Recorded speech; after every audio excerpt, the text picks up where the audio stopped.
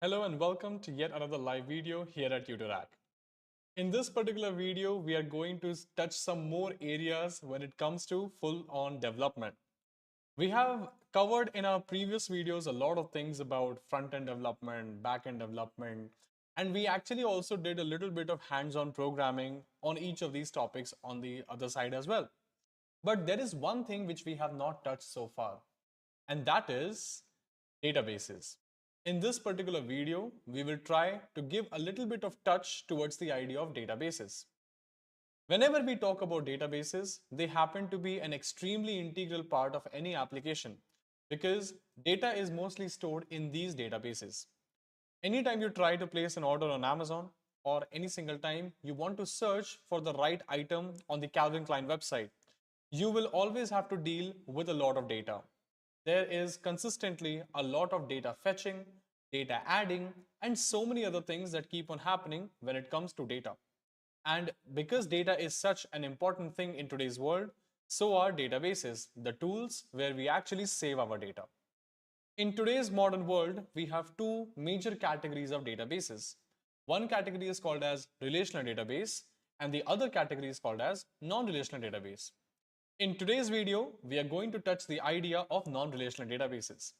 Non-relational databases are not like relational databases, where they mostly try to store the information in the ideas of documents or records, whereas in a relational database, the idea of storing a document is on the basis of rows which are completely filled with predefined columns. Now, what is the meaning of column and etc. etc.? Let's say you're trying to store data of a student. Every student is supposed to have a student ID, name, and last name. And let's say also something like, what class they are currently in. But to keep it simple, let's say that right now we have student ID, first name, and last name. Okay. So you try to enroll so many students into your school or university. Let's say as of now you have 1,000 students. Okay. Now let's say the government comes on and decides that the data of every single student in the country needs to be modified.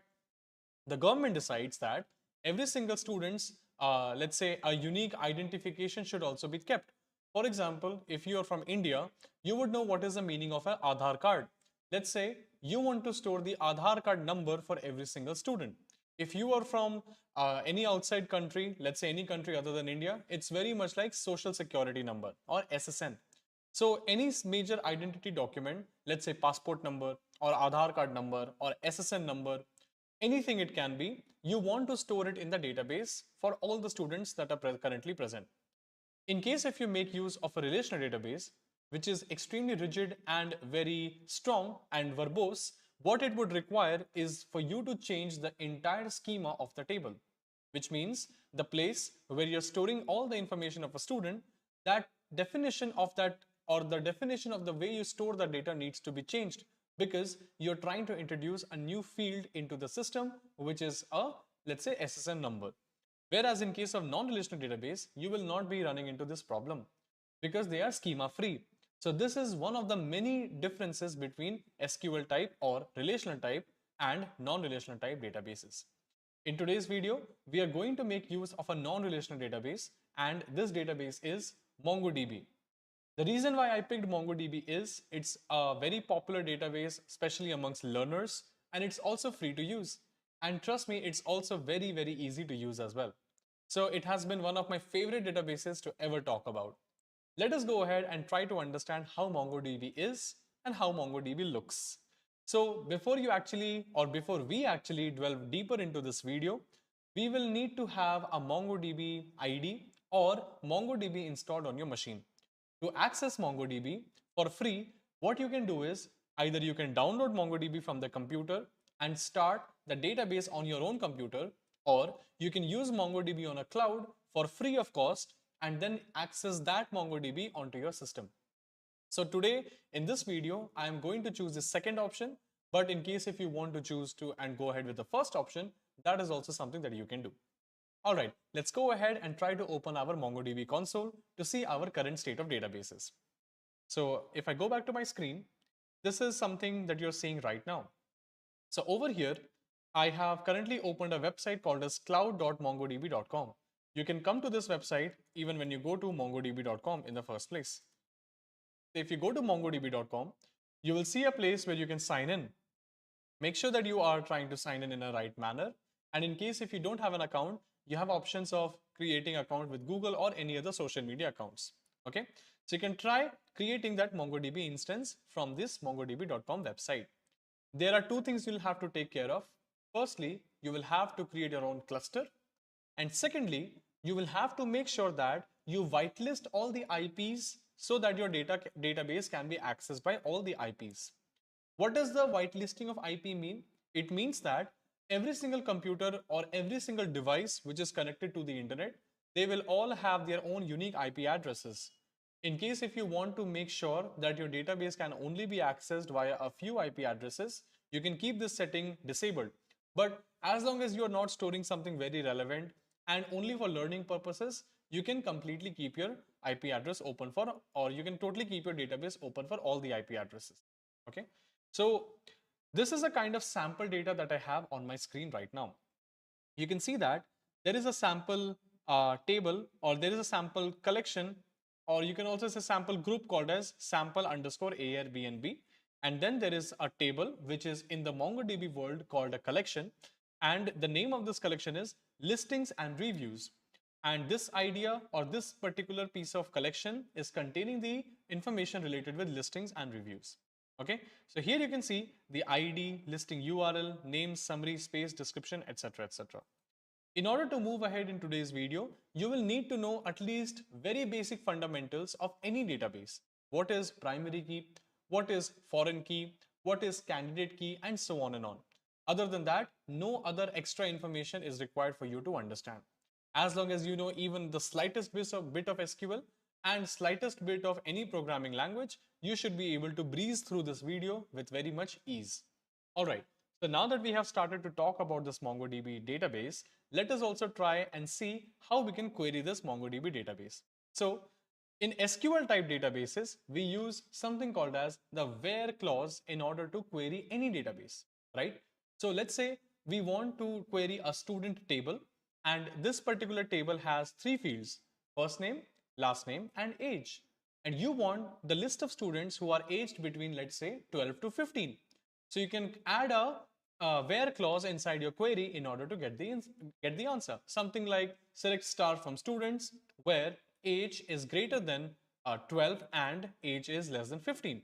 Something like that, right? So this kind of query we are easily able to write inside an SQL type database.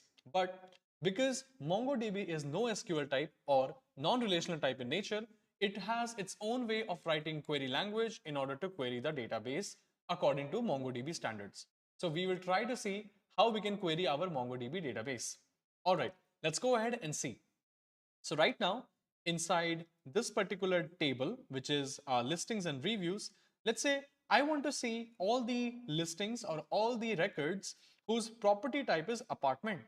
So I can do this easily by trying to go to this place where I can see filter, and I will try to write my very first MongoDB query. Because I'm trying to filter, make sure that every single MongoDB query is written inside double parentheses. Okay, so an opening parenthesis and a closing parenthesis. So all the queries of MongoDB are written inside open and close parentheses. Okay, now we need to understand what is the property that we want to create a search on. So in this case, the property is, or the attribute is property type. So I will write property type, the name of the property on which I want to make the search, followed by a colon, and then I will write the value for which I'm trying to search for. So I will write apartment. As soon as I press return, you can see it says loading documents, and let's wait for it to run it. And then we can see that it has now queried this database for us. And for every single thing, you will see that property type is apartment. Okay, so this is how we created our very first query.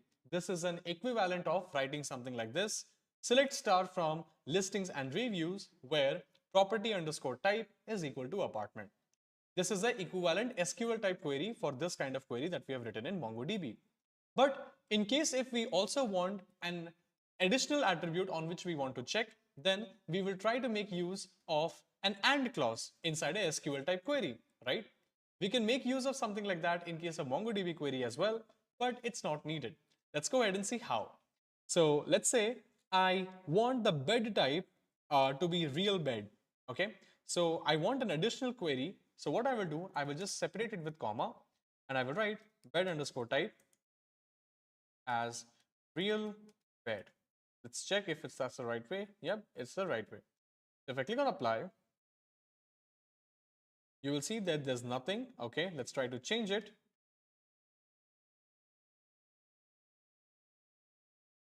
We still get nothing. That means there's something wrong. Okay, it should be real bed, not red bed. Okay, so still trying to load the documents. Let's wait for it to finish the query.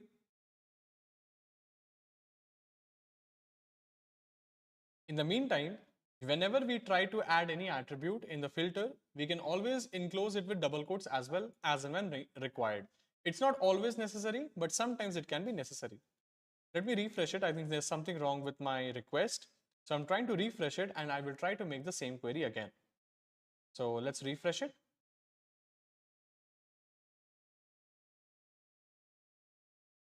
I will write here as property type as apartment and followed by the bed type as real room. Okay, so sorry, real bed. Let's click on apply. Let's wait for the query to happen, and yep, the query has now happened. So we can see for all the single attributes, or for each and every record present over here, we can see every single record containing two properties exactly the way we queried: property type and apartment. Okay, that is property type as apartment and bed type as real bed. But what if we wanted an or condition? That means we wanted property type as apartment or bed type as real bed. In that case, could we do? So in that case, we need to add the or clause very much like we will try to add it inside a SQL type query. So it is easy. The way we would have written this is going to be like this. So I will write $OR followed by followed by an array of objects like this. Okay, so one of the types or one of the conditions is this, and the second condition is this. Let's check if it's gonna work. Press apply. I think there's something wrong with the query. Let me see of what I'm doing wrong. Shouldn't be something as wrong, but I just want to confirm that my or clause is written absolutely fine. I'm searching for $OR. Yep, here we are. Okay, so the way we have written is actually not incorrect, but I just wanted to be sure that what we were writing was correct. So here I think there's a problem of brackets, which is exactly what we were doing wrong. Now that we have fixed the bracket balancing, now let's try to run it. And we see that the query is still happening. And now you can see that the property type apartment and bed type is real bed. Here also it's the same. Here also it's the same. But technically you can see property type over here is a house now. And the bed type is now real bed. So we were successfully able to run the OR query as well. Okay. So this is how we actually try to basically query inside a MongoDB type database. You can just write filter queries like this and you can start querying as and how you would like it. All you need to do is to study and understand more about the developments that are happening across MongoDB and understand how you can query the simplest and simplest of data to most complex and complex of data. MongoDB also supports something called as aggregations. So it is like a more advanced version of writing queries inside MongoDB, and that is also something which is extremely powerful and is used across industry. And with this, I would like to mostly stop talking about MongoDB separately, and now I would like to associate Mongoose into the picture. So what is Mongoose? Is Mongoose MongoDB's brother? Well, technically it's just a simple way of using MongoDB. So like I told you that databases are an extremely important part of any backend application today. And we also know that we can write backend across multiple programming languages. But specifically when you want to write backend on Node.js based systems, and when you want to use MongoDB as your database, Mongoose can be a very easy to implement library for you, which is also industry-wide used. So let us go ahead and try to see what Mongoose looks like and how we can create our very first piece of data inside Mongoose with the help of Mongoose inside MongoDB and try to query this data. Okay, we will try to make use of again very simple fields like a student, which will contain a student ID, a first name and a last name. Let's say we will also contain some sort of age. Okay, so first name, last name, age and a student ID. Let us go ahead and see how this can bring or how this can come into picture. For this, I will expect Node.js to be installed on your system. In case if you don't have it installed on your system, you can pause the video here and try to install it on your system as and when you are watching this video. Okay, let's go ahead and start to write our very first Mongoose related code inside our computer. For this, I will open Visual Studio Code. So let me just open it. I think by mistake, I also opened Amazon Prime, but I don't plan on watching something, so I'll have to quit it. Okay, so as of now on my system, our Node.js repository is open, but I will skip it for now and I will try to create a new repository or a new project into my machine. Okay, so let us go ahead and do it. I'll create open folder, or instead of this, I will click on add folder. I'll go to A, then self over here, rack, and a new folder, let's say Mongoose app. And click on add.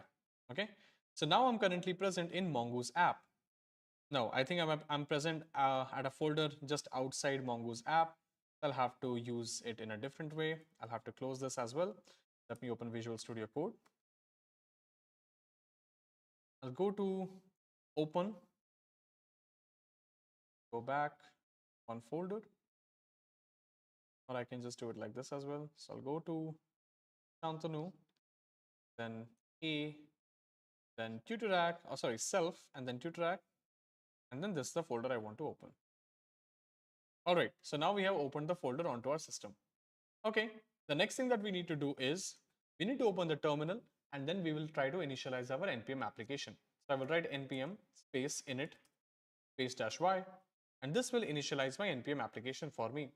Right now, other step that I want to do is actually I'll install Express and I will install Mongoose.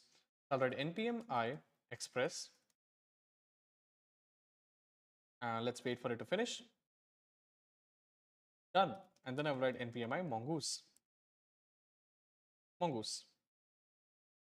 Let's wait for it to finish as well.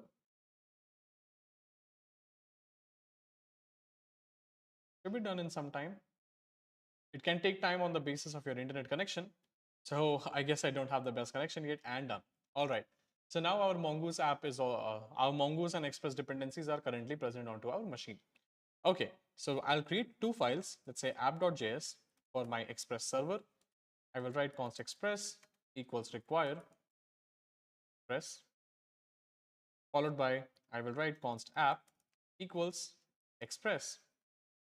Okay, and then I will write const, or I will write app.listen, let's say 7878, and then followed by an anonymous function, console.log, server is running. Server is running. Okay, now let's try to run this. For this, I will write node app.js, and you can see it says server is running. So our backend server is successfully running. Okay, now it's time to actually create a schema for our MongoDB database. Before that, we would like to create a connection with our MongoDB database. For this, I will create a new file, let's say Mongoose or MongoConnect.js. Inside this file, I will try to connect with my MongoDB application. So I will write const connect as a function, which I'm trying to take it out from Mongoose. So require Mongoose. So Mongoose contains a function called as connect, which actually helps you connect with the database. So let's connect over here. And then here, you can see that it asks me a URI. What is this URI? So every single MongoDB instance will have its own URI. Remember at the start of the session, I told you that there are two ways with the help of which we can actually connect with a MongoDB database.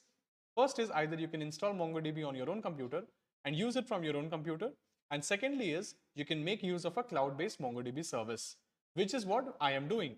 So every single MongoDB instance will have a URI or an SRV string. Both of them are technically same and are used interchangeably inside the IT industry. So I will try to make use of the SRV file or SRV string or the URI string for my MongoDB application. So it's pretty easy. I'll go back to my Safari, or in this case, any browser that you're using. I will click on this, or I will go back to overview. After going to overview, I just need that string, right? So let me see, I'll go to collections and try to find it over there. Let me just see where I can find it. It shouldn't be very difficult. Okay, let me go to database access. Not here, access manager. All right, I just need to find, there is one simple point. I think the UI is slightly different than what I'm used to, but it's not really a problem. I'm just trying to find the SRV. I'll go to, let's say, let's learn test or data services. Go to connect. Then I will go to drivers. Okay, I don't need to go to drivers. I'll just go to compass. It has given me that string that I needed. Okay, so I will copy this. I will copy this and I will paste it over here. Okay, I will paste it over here. So there is a password option that is present over here, right? This password needs to be changed. So let me just change my password. Let me just change my password, or I will try to put my password over here. Okay. So I'll try to put my password over here. So here, let's say Mongo password equals this thing. And then over here, I will write it as something like this.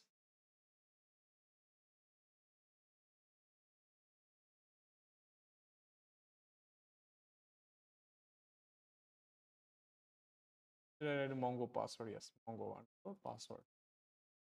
Save it. And let's try to see if it works. But for this, I'll have to import this Mongo Connect file over here. So require Mongo Connect. Let's see what happens. So after this has successfully run, I'll pass a second argument over here. Should I pass the second argument? Let me see. So it is a string and options. Okay, so what I can do is I will write it something like this. Scroll.log, or I think it's fine. I can make this a nothing function.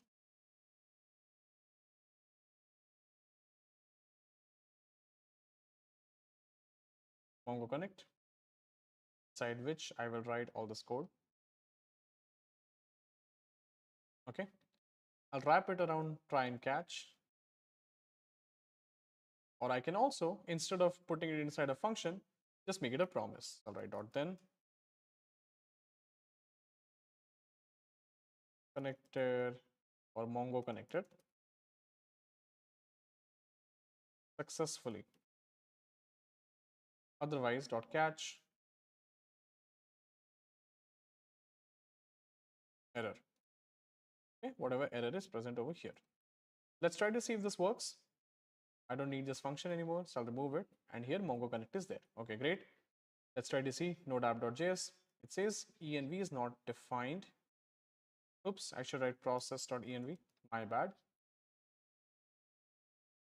It says server is running. And then let's see if it is able to connect with MongoDB. We see some sort of an error. Bad authentication failed. Okay, so the authentication has failed. Let me try to actually hard code the password in that case. So let's try to hard code the password over here. I'll make sure that I've written it in the right manner. Okay, I think I missed something. It should be something like this. Process. I missed a colon, which is why this error came. I think so. Mongo password. Okay, Mongo password, correct. Let's try to run it again. I'll close the server, run it again. Let's see if it works this time. We see a similar kind of a problem. Authentication failed. Okay, not really a problem. Let's try to see hard-coded way. Let's see if we are able to get the answer this time. Yep, this time it worked. So our MongoDB connection is also successful. That's great. Now the next thing that we have to do is add some data into MongoDB, and then we will try to get the same data out of our MongoDB. Okay, great. Let's try to add some data inside our MongoDB information. Okay, so inside MongoDB, especially when we are using Mongoose, we will have something called as a model. A model is basically a representation of any database object or any database, or let's say any tables, a certain row if we talk about the relational database. But in case of a non-relational database, it is a representation of a single document or record present inside a database table. Let us try to create our very first model. Let's say the name of the model is student.js. So I will write const student model is equals to mongoose dot model, or sorry, dot schema, mongoose dot schema, and here I will write some things like id, whose type is going to be object id, should be mongoose dot schema dot types dot object id. Okay, and yep, this is one thing I'll write. Secondly, I'll write, let's say, first name, or I'll just write name. I think name is fine. Name, its type is going to be, let's say, string, required as true. That means it's a mandatory field. And let's say then there is age. So age as, I think I made a mistake over here. Okay, so age is a number. Age is a number, and required as true. Let's say I want to add a minimum value as 0. Okay, so when I add minimum as 0, that means the age should not be lesser than 0. Okay, then I will write module.exports is equals to mongoose.model.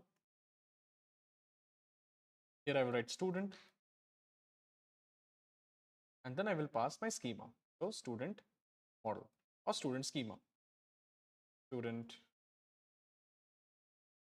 schema. Okay. Const. All right, great. So this is how we create our schema inside our MongoDB database. Now let us try to add or write a function that will actually add our system, or will actually add our data. So this time what I'm going to do is, I am not going to create any APIs. Only after the successful running of my server, I will want to, let's say, or maybe I can actually create an API. Let's go ahead and create an API only. That's going to be simpler. Let's say I write app.post, let's say add student, followed by an req, res. And then let's say we want to take all the information of a student from the request body. In this case, I will have to write app.use express.body or express.json. Yep. And here I will write const body as request. Okay, so I'll take the body out of it. And or I can also write, let's say, const student equals new student. Now, where is this student coming from? It is coming from our schema. So student equals require dot slash model slash student. Let me see if it's working fine. Yep, correct. So here I've written student, and here I will pass the req dot body. After I've written this, I need to make this an async call, async. And then after this, I will write await student dot save. Okay, that's it. Let's try to see if it is going to work.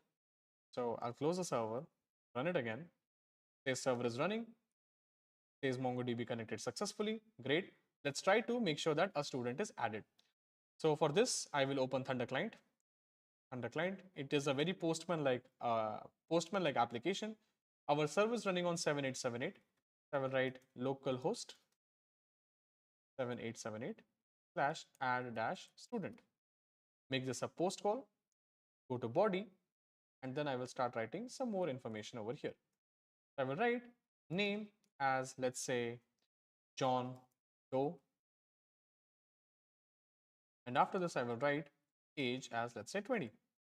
Click on send, gives me an error. Let's see what's the error. So the error is unexpected property at JSON. Okay, let's see what, I think there's something wrong with our JSON file. Let's see. So it is currently present at, okay, age is fine. Oh, we have written it inside a JS object-like fashion. Sorry about that. Click on send now. Now it gives a different problem. It says document must have an ID before saving. So because of that reason, one thing that we can do is we can remove the ID property explicitly because MongoDB is going to add it by itself. So we'll close and run it again. Go to new request, click on send. And I see a problem over here. That is that I am not really sending a response, but I think the data should have been added onto our database. Let's see. I'll click on done. Go to database. Then I will open my collections, browse collections, and I should be able to see a student collection at the last. So let's see. I'll click on test over here. Students is what I see right now. If I open it, here is where I see John Doe. Okay, so our data is currently coming to our database absolutely fine with the help of Mongoose. Okay, nice. I needed to send a response also, so I'll write return rest.status 201 followed by send message added successfully. Okay, let's try to add one more piece of data. I will close it, restart it again. This time I will write James Doe. Let's say the age is 18. Click on send, and this time we also see a response, which is 201 created, size 32 bytes, and time is 68 seconds. Okay, and this is our response. Nice. Now we will write a last API in which we will try to get the students by their certain ages. Okay, so let's go ahead and see how we can do that.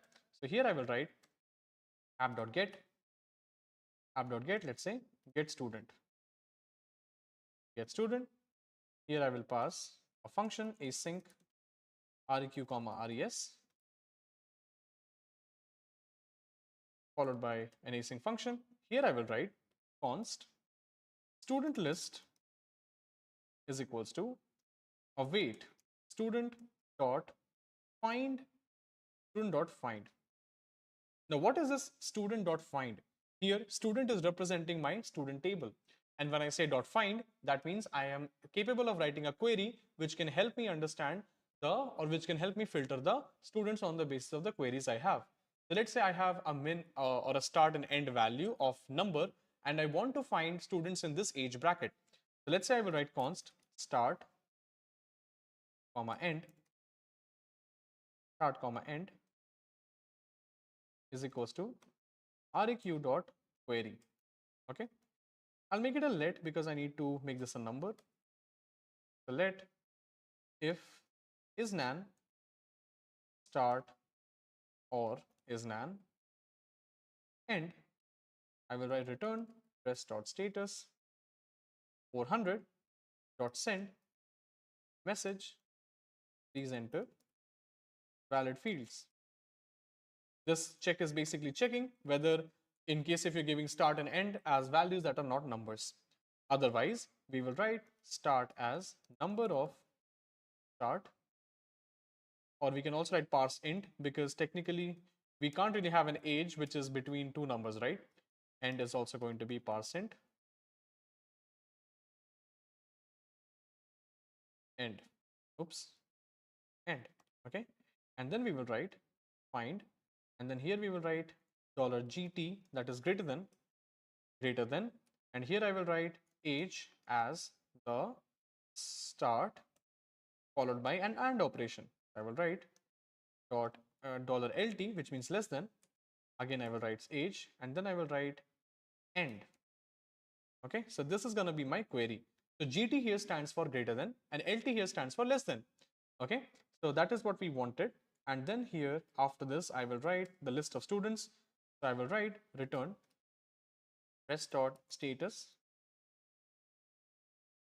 200.send student list. All right. So that's all we wanted to do. Let's go ahead and try to run it. So I'll close my server, run node app.js again, and this time close it. Let me clone it as well, open it and duplicate it. This is what we got. Here I will write get student. Okay, in query I will write start as let's say 10, oops, 10, and end as let's say 25. Click on send. We see an error. It says 404 not found. I think I'm writing post call. Yes, I need to make it get. Click on send. This time we see a different error. Let's see what this error is. It says unknown top level operator GT. If you have a field name that starts with a dollar symbol, consider using a get field or set field. Okay, so there is a small problem with the way our query is written. So it needs to be corrected. It needs to be corrected.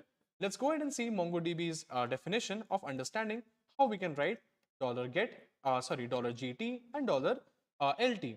So there is a small problem in a way that we have written our queries. So firstly, we need to write the property on which we want to query, and then $GT or $LT will go inside it.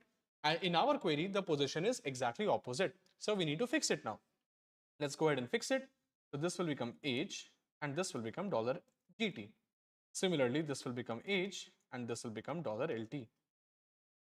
Let's try to rerun our application.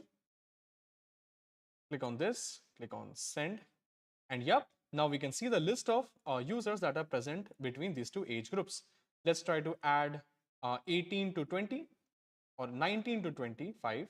Click on send, and now we see, okay, we see both, which is 18 and 19. Okay, so we'll have to fix it actually. So all right, so we have start and we have end. Okay, let me see. So starting is at 19, ending is at 25. Okay, so what we can do is we can start to write an AND query over here. So let's try to write an AND query.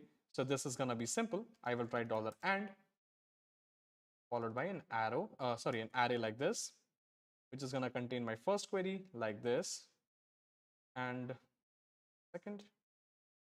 Yep, this is my first query, and my second query is gonna be here. Seems like there's a bracket balancing problem. I keep running into this problem sadly, but we'll have to fix it. So let's write it over here again. So age, $LT, and end. Okay, this seems fine now. We need to get rid of this probably. Okay, we'll have to fix this bracket imbalance. Okay, okay, this thing ends over here, followed by this. Okay, let's see where we are making our mistake. So let me just remove it again. So far it is good. Then over here, I will try to add another field, age, as LT, then end. Let's see if this is gonna work this time. Close it. On send. And this time we see only one attribute or only one object coming to the screen. So with this, we were able to create a comparison between MongoDB as well as Mongoose. And also we were able to see how we can actually make use of Mongoose to not only just add, but also fetch a list of items present inside our database. So that is pretty much it from my side in this video, and I will see you in the next video. Until then, I will go ahead and firstly see in case if anybody has any questions. As of now, I personally do not see any questions in the chat box, but at any point of time, if you have any questions, please feel free to write them down in the comment section below, and I will try to get to them as fast as I can. And I will see you in the next one. For more videos like this, stay connected with us at Tutorack.